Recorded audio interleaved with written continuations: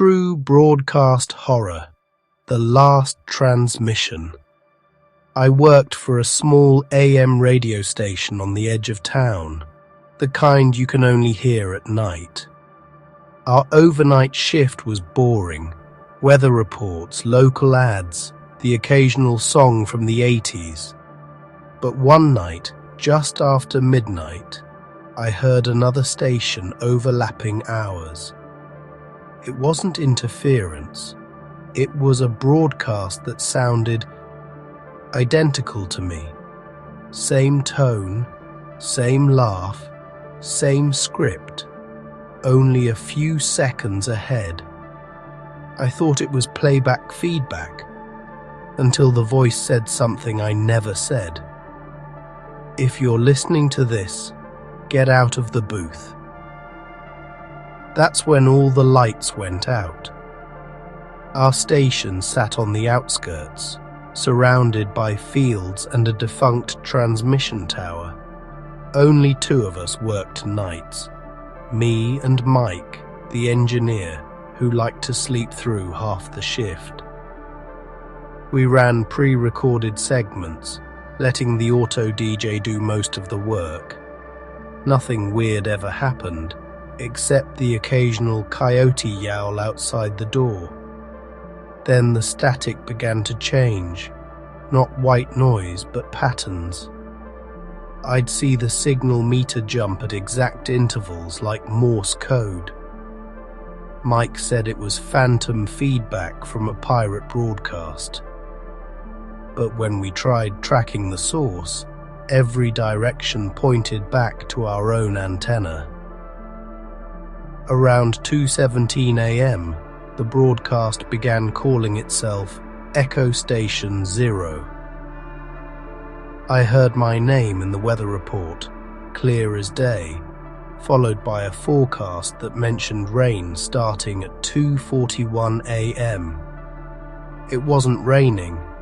Then, on cue, the first drops hit the roof. I thought maybe I'd gone crazy, so I checked the backup feed. It wasn't running. We had no recording of that segment, but the log showed the exact timestamp where the mystery signal inserted itself into our feed, as if it had access to our schedule. That night, I unplugged the antenna and went home early.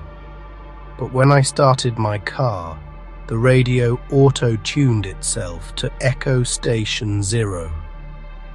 Over the next week, the Echo broadcasts grew bolder. They predicted small things, power flickers, police sirens, even who'd call into the station next. Then they began predicting deaths. An old man phoned in, trembling, claiming the same voice had warned him to stay off Route 17. He didn't.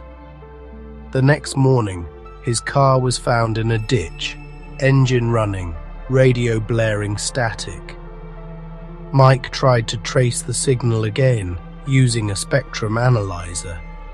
The origin showed us inside the booth. We turned everything off, but the meters still pulsed, perfectly in rhythm with my heartbeat. The broadcast began again. This time, a distorted copy of my voice reading the obituaries for tomorrow's date. Each name faded into feedback except the last. Mine. I smashed the console. Sparks jumped, lights flickered, and the recording stopped mid-word.